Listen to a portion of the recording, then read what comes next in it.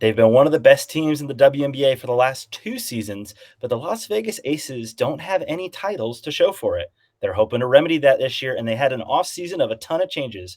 The next is Matthew Walter is here to talk all about the Las Vegas Aces as we finish our WNBA season previews. This is the Locked On Women's Basketball Podcast brought to you by The Next. Let's go.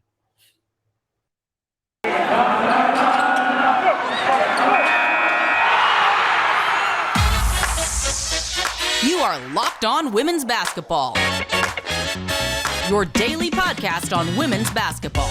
Part of the Locked On Podcast Network, your team every day.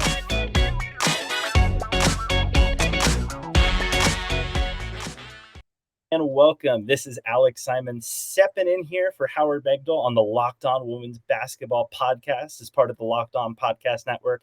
Howard, he works so hard. And look, he's a Mets fan. He's had an absolutely enjoyable weekend. He got to watch the Mets throw their second ever no-hitter, the second of a lifetime. You never know when you'll see him again if you're a Mets fan. So I'm happy to step in here on Monday, May 2nd, and give him a little bit of a breather. And joining me is Matthew Walter, our Aces reporter. Matthew, thanks for tagging in and taking the split no-hitter with me to let Howard kind of get a breather after his big one.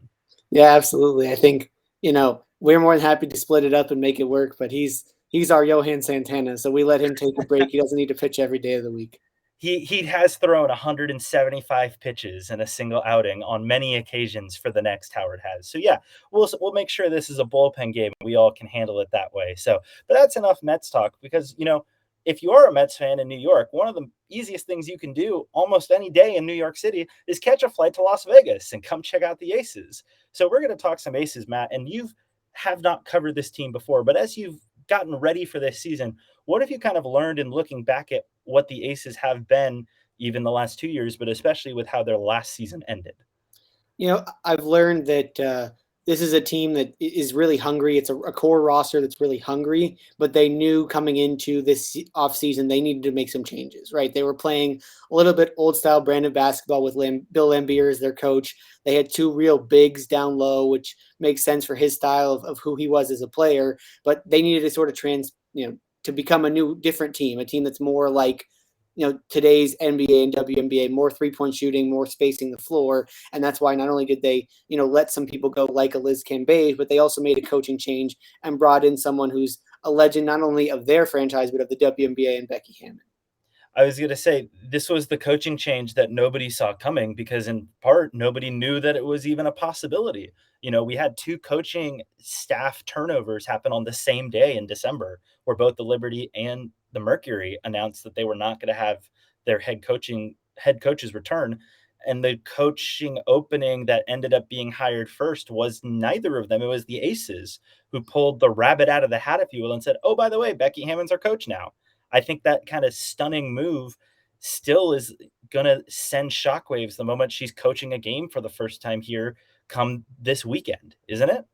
Yeah, and I even asked her today after their preseason game against Minnesota, just what was coaching like? And she said, the one difference was you guys do your national anthem at a different time, so I almost missed coming out on the floor to start the game.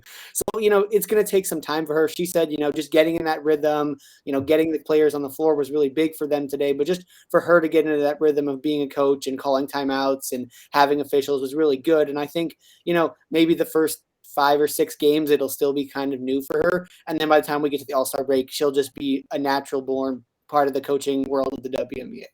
Now, look, and Hammon has head coaching experience herself. It's just not necessarily at this level. She's been the head coach for the San Antonio Spurs' G League team. She's even stepped in to replace Greg Popovich when he's been ejected when she was an assistant with the Spurs. So she has been that person. But to be that person with essentially the best athletes in the world coaching this WNBA team with the Aces, it's definitely going to be a spotlight-inducing moment, particularly because of the fact that she is making, according to her owner, Mark Davis, who has said this publicly, $1 million to coach. That is a big deal, and the spotlight's going to shine very brightly on her because of it.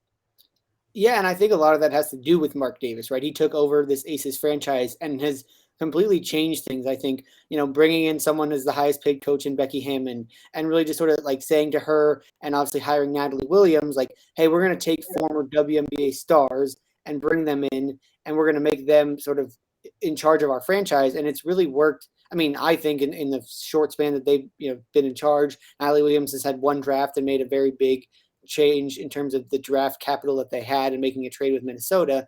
But I think it's something where Mark Davis is investing in women's sports, and you see it. And while the spotlight's on her, I think she's ready for it. Like, she's talked about how much this was the right spot for her, and she knew she wasn't going to go anywhere and be a head coach if it wasn't the right move for Becky. And she has admitted, like, this is the right spot for me. This is where I want to be. And I think it's going to have a majorly positive effect on Las Vegas.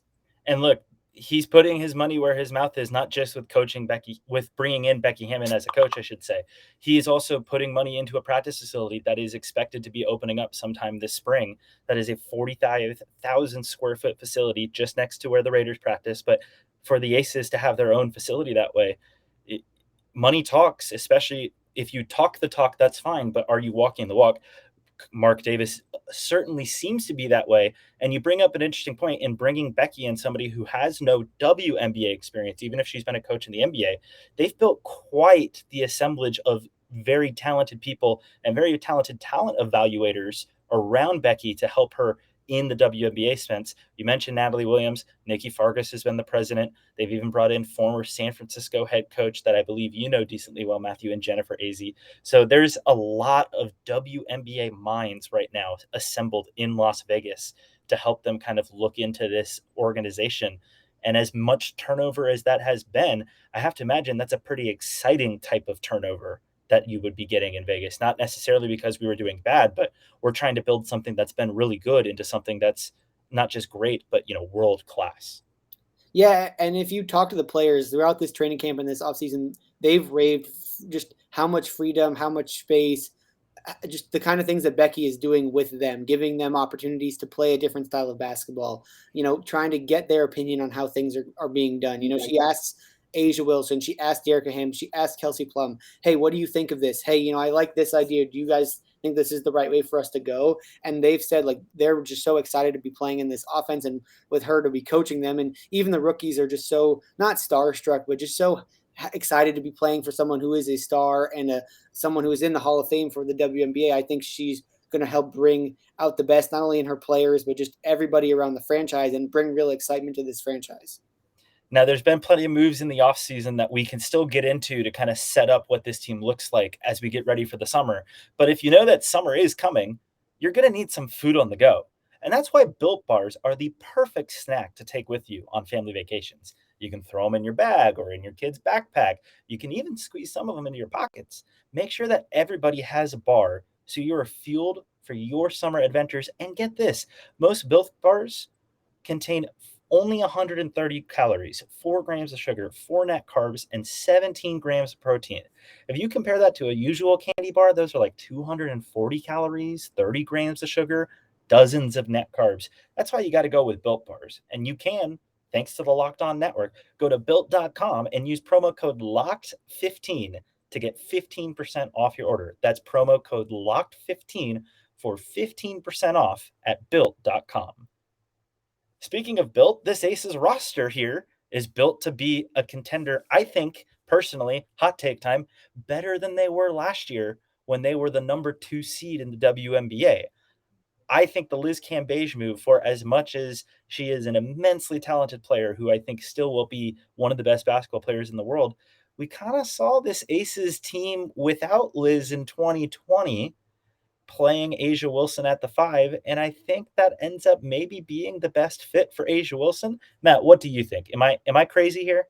Not at all. And even in today's preseason game, right, if you look at the starting lineup, A'ja Wilson played the 5.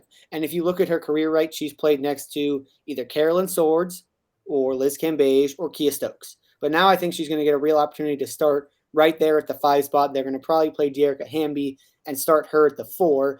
And then it's a space, we're going to space the floor around A'ja Wilson. And A'ja Wilson talked about it. The spacing of this new offense that they have that Becky Hammon is putting in is all about giving shooters space and giving her space in the paint. And I think with the people around her, like Kelsey Plum, like Jackie Young, like Dearica Hamby, like Raquana Williams, like Chelsea Gray, the sort of core of veterans that they have, it's going to give her even more space to attack the paint, attack the basket. They may be a little short-sized, when it comes to rebounding, and that's something Becky Hammon has also talked about. But offensively is where I think they're going to really thrive. And yes, they were number one in points per game last year in the WNBA and number one in pace. I might even say that'll go up, that they're going to be a faster team, that they're going to score more points. They took 23 threes in today's preseason game, and they made 9 or 10 of them. They got to the free throw line 30 plus times in that game. So if you want to talk about an offense that gets to the paint or shoots threes, that's what they're going to do. Well, you can't go up from being first, but I guess you can make that number that you have within being first just grow bigger and bigger. And I think that's what this Aces team does. And you mentioned 3-point shooting. We're recording this Sunday night here with the Locked On Women's Basketball podcast. You've said today a couple of times, and I want to point out the Aces did play one of their, I think their only preseason game, if I'm not mistaken, up in Minneapolis against the Lynx today. And in that game, the Aces shot 13 3-pointers in the first half. Matt, do you know how many 3-pointers the Aces averaged per game last season? If I'm not mistaken, it's somewhere in the 13 to 15 threes attempted per game range. Chantel Jennings over at The Athletic was there in person and made this point out. The 13 in the first half is just half of a 3-point less than their average from last season per game at 13.5. They are going to shoot that outside shot a lot more this season. And the 23 that they did shoot was a ace, since they moved to Las Vegas, franchise record for more threes attempted in a game in that one game, just in a preseason game. So imagine once they get playing games. And, oh, by the way, Chelsea Gray and Raquana Williams, two of their better outside shooters, didn't play today. So add those people back into the roster, shooting more threes on top of it.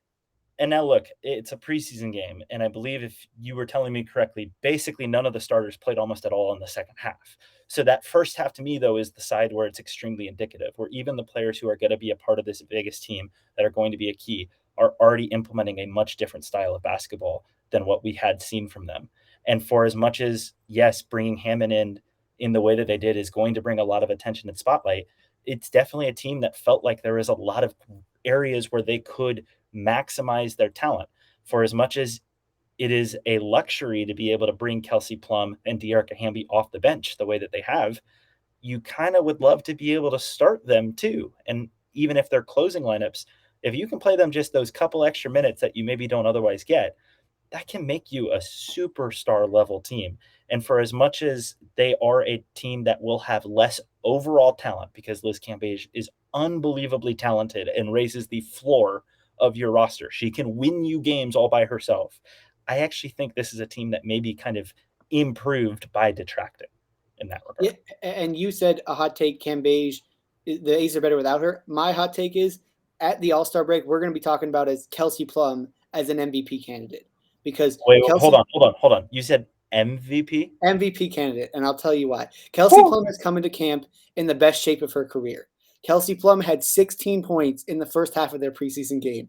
Kelsey Plum is going to start. Baseball cliches right here. Best shape of our life. Howard's going to be so happy to hear baseball again. Kelsey Plum is not going to be coming off the bench anymore. I mean, I asked her after the game, you're playing really well. Every veteran on the team that I've talked to has just raved about how different Kelsey Plum looks, how she's got this different sort of mentality this year. She really, really wants to win. And not only the veterans, the rookies have said the same thing. And I think if you look at it, Kelsey Plum will be in the starting lineup and get to shoot the ball a lot. I think Becky Hammon realized having Kelsey Plum buried on the bench is not what is going to be successful with this team. And she's the perfect kind of person to run a Becky Hammon offense. And right now with Chelsea Gray and Raquana Williams sidelined with some smaller injuries, Kelsey Plum got to play the point guard. So on top of her 16 points today, she had 5 assists. And that's in what? Probably like 24 minutes. I was going to say 20 something, just barely over 20 minutes. So and she had 10 of her 16 points in the first quarter alone.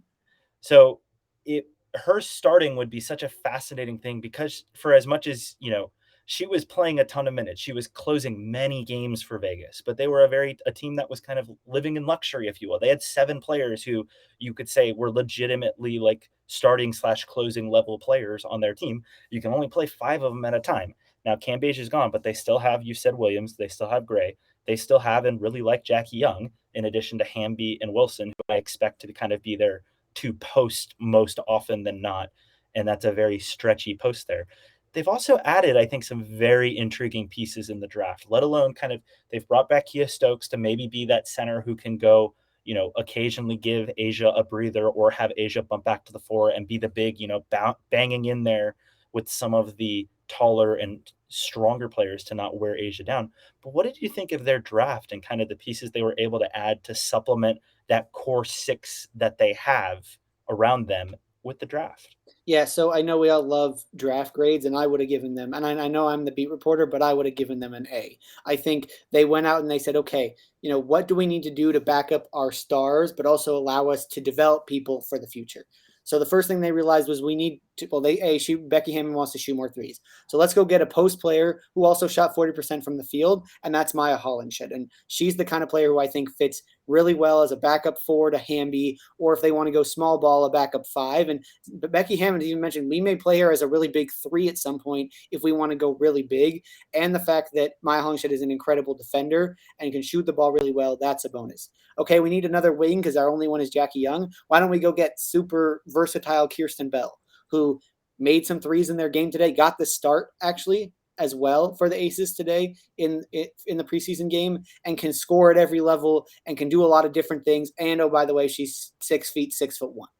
We need more shooting. Asia Shepard, who played probably the second most minutes off the bench today for the Aces, and she was like a late second round pick. Every veteran I've talked to, how impressed they've been with Asia Shepard's process, how she looks at things, trying to get better, how she looks at, keeping her body in the right shape and playing the game the right way. Oh, and by the way, she hit 2 threes today for the Aces as well. And so I think those are the kind of players who are going to fit in really nicely. And I even talked about Kayla Pointer, who is probably battling with Sydney Colson for the backup point guard spot, and are two very similar players. And just whether Kayla Pointer or Sydney Colson ends up being that backup point guard to Chelsea Gray, it just, the four sort of core rookies that they have been really, really important and valuable, and all sort of fit a backup role that they need and allow them to get younger, because they were one of the more veteran/older teams in the league last year. See, the funny part is you said, I'm the beat writer, but I'm giving it an A. And I would say, folly to you, because A is undergrading them. I have them as an A+ draft. I think you've explained really well why. The one thing to hammer home, Hollenshed was an elite level defender in the Pac-12. Granted, this is an elite level defender at the college game, so how that translates to the pro level is going to be interesting. But this is an incredibly rangy and versatile post player who has the quickness and capability to handle all the things you need. To be able to pick her at 8 where they were, in addition to how perfectly she fits into being a stretch 4, which they desperately needed, but the defensive capabilities that she has, I could see her earning her way into closing minutes at different times. I think picking Hollenshed, picking Bell, who's a big wing that allows them to continue to be size, and also especially on a team that otherwise has a few players who you would otherwise say are undersized as guards, to have Bell be able to throw in as a bigger wing player just allows them to continue to build up that depth. There's certainly a team across the board that's going to be a slight bit smaller than some of their opponents that they might see. They're certainly going to be smaller than Phoenix to that extent in terms of how they match up.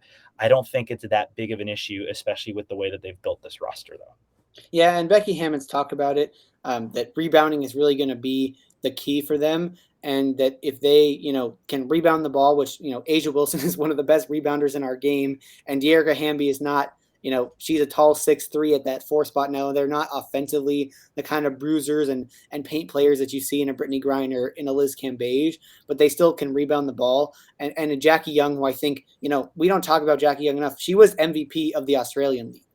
That's a huge bonus for her, something that I think will give her a lot of confidence coming into the season. And she talked about it. She tried to be way more vocal when she was playing over in Australia. She really enjoyed it. She got to play with former college teammate Marina Maybury. And I think Jackie Young is sort of this X factor for this team, because she's not a big scorer, but she does a lot of the little things. She gets steals. She gets assists. She's got great size and length, on the defensive end. So I think, rebounding is going to be the big key, but they have the right players, and it's just getting it done on the glass, even though they at times may be an undersized team.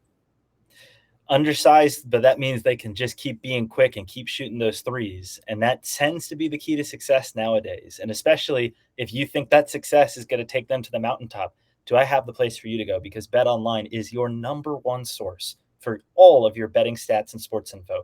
You can check out all the latest sports development. We just had the NFL draft. There's the NBA playoffs are into the second round. Major League Baseball is about a month into the season. The NHL playoffs, they're about to start. And the thing that I love about BetOnline is they have WNBA odds. You can go right now. You can check out where the odds have the Aces and every other team in terms of how likely you are to think that they're going to win a WNBA championship. And you can see, if you believe in the Aces, you can put your money where your belief is over at BetOnline. BetOnline, where the game starts. Now, where Vegas gets to start their season, Matthew, is right where they finished, which is facing the Phoenix Mercury. I imagine that there is not too much hype being made of a regular season opener because most teams that are professional aren't going to go crazy over a regular season game. But I would imagine there's a little bit of extra juice coming out of the Aces over this specific opening game, isn't there? Yeah, I think so. And I think it's also the fact that it's Becky Hammon's first official game coaching, and the fact that they open not only with Phoenix on the road, but then 2 days later they host Seattle. So they're playing two of the West's sort of star teams, if you will, in their first two games. So if nothing else, this is a real test for the Aces to see what are we going to show in this Becky Hammon first couple of games against some of the best teams on, our side of the country. Can we go out there and put, our best foot forward and start off in the right space? Oh, and by the way, we're playing the team that knocked us out of the playoffs last year. So I think, they're from the finals and hosting game one of the finals had they won that game 5. Exactly. So. And I think they're, everybody, all the veterans I've talked to have just talked so much about, we're really hungry. We've been so close. And I think, this new coaching staff and this group of people, we're in the right space to do it. And, they have the talent, right? The talent has never been a question. It's just been, can they just get enough execution and get that elusive first ring? And this is a team that I truly believe has all the right pieces. And the addition of Becky Hammon may be what pushes them over the top and just running a different styled offense. Because if you look at them in today's, and I know it was a preseason game, but that first half, they looked like a well-oiled machine for having never run this offense up until 2 weeks ago, a week and a half ago in training camp. And I think that makes them ever more dangerous. The only thing right now that's a concern is that their starting point guard from last year and their starting shooting guard are both having small nagging injuries. Becky Hammon said probably one of them plays on Friday against Phoenix. She didn't say which one, but right now it looks like just maybe one of Chelsea Gray and Raquanda Williams will play opening night at Phoenix. So that was you're jumping the next question I was going to ask, which is the caveat that every team always has, no matter how good they look, is health. And even for as much as I believe every single member of this Aces team is here already and not playing overseas, the health is always the big question. By kind of letting Liz walk and not really replacing her with a superstar level player, they've kind of cut into what you would call their floor depth, the players who can help them be the talented team every single game, night in and night out, even if it means you maybe have a better ceiling by doing that. What, I guess, is the status, if you will, of those two players? It sounds like the Aces are being very coy in terms of who is going to be the one that could play if one or both can play by Friday. Yeah, so both of them are dealing with lower extremity issues, one an ankle and one a foot. I will note that Kia Stokes is finishing up in Turkey with Fenerbahce, so she probably won't be back. Like a lot of these teams that play in the Turkish league, their league is going extra long right now, so she may not be back for a couple of weeks, which is, I think, part of the reason why Nancy Mulkey is still on the roster at this moment, because they need size. They need a big to back up, and Nancy Mulkey is 6'9". You can't ask for a bigger person. But I think you sort of touched on this point. They have 6 players who have been in this, were in part of the core last year, and they're all really good. But after that, it's rookies. It's, Teresa Plaisance is on the roster, but she just got here from Spain. Kia Stokes played with them, signed halfway through the year, but she's not back yet. And all their backups right now and all the people that came off the bench today were rookies. It wasn't any veterans other than Sydney Colson, who came off the bench today in their preseason game, were rookies. So the rookies at the beginning of the year are going to have to play a little bit of a bigger role and sort of be pushed in the deep end coming off the bench. And then once, Kia Stokes come back and Teresa Plaisance, who's only been back about 2 or 3 days, gets under her legs under her and ready to run in this Becky Hammon offense, we may see some more veterans. And like I said, that backup point guard spot right now is a battle between rookie Kayla Pointer and a veteran in Sydney Colson. So whether they want to go with a more veteran look and go with Colson, we'll have to see here as the week winds down, as we get close to having to make those cuts. But they're going to rely a lot on the rookies coming off the bench to play big minutes early in the year. Now, I would be remiss, and maybe we can have this as the final question. You've said Kelsey Plum is going to be an MVP candidate this season, but the Aces do have an MVP already on their roster. And I feel like no matter what, the buck kind of stops with Asia. And if Asia plays as well as she's capable of, where can this team go, specifically tied to Asia in particular, Matt? So I wouldn't be stunned if Asia has the best season of her career, which I then would make her an MVP candidate as well. And I think this team is set up to, with the way this new offense looks, and something that I will be writing about is what does this new offense and what Becky Hammon is bringing going to look like after a couple of games of watching. I think Asia can have her best season. And the reason is the paint is empty, right? Mm-hmm. When they were playing under Bill Embiid, it was her and Cambage or her and Stokes in that painted area. Well, now they're playing 4-round-1. So if somebody doubles, Asia is a smart enough player to kick it out, and all those 4 other players on the perimeter can shoot the 3, and Becky's telling them, if you're open, you have the green light. I don't care what your name is. You're going to shoot the ball because that's what she wants them to do, and that's why they took 23 threes today, but they made 9 of them. So they shot almost 40% from downtown, and, oh, by the way, they shot 30-plus free throws. So I think that will allow Asia to have way more space. She wasn't the most efficient today, but she was also playing against Sylvia Fowles for a lot of the game. So that's a tough matchup for Asia just with the size and how much veteranship Sylvia Fowles has on the floor. But I think Asia's going to have one of her best seasons, mostly because there's not anyone else in her way of scoring. And if there is, somebody's going to be open on the perimeter to shoot a 3, and that's going to allow her to get assists. Her biggest thing, like I said, is going to be rebounding. It's, can you go in there and be the 5, even though you're not the biggest 5, and can you not get in foul trouble, and then can you box out and get a rebound so we can start running in transition and scoring on offense? Because I think this team, they're not to say they're going to be deficient on defense, but this team is going to be led by its offense. And it will certainly come down to Asia, whether they do extremely well, whether they win a title or fall short. The focus is going to not just be on the head coach, but on that superstar from South Carolina, because of the way that they've set up this roster. Well, Matthew, thank you so much. Where can the people find you and your work if they want to read about what you're saying about the Aces this season? So all of my work is on thenexthoops.com. And if you want to follow me on Twitter, it's mostly tweeting about the Aces and West Coast basketball. There may be random Bay Area sports tweets thrown in there as well. You can follow me on Twitter at MatthewWalter96. Matthew, thank you so much. This has been Alex Simon kind of stepping in for a little relief outing for Howard Megdal here of the Bay Area News Group. You can follow me at Alex Simon Sports. Thank you guys so much, and we cannot wait for Friday night and the start of this WNBA season to begin here at the Locked On Women's Basketball Podcast.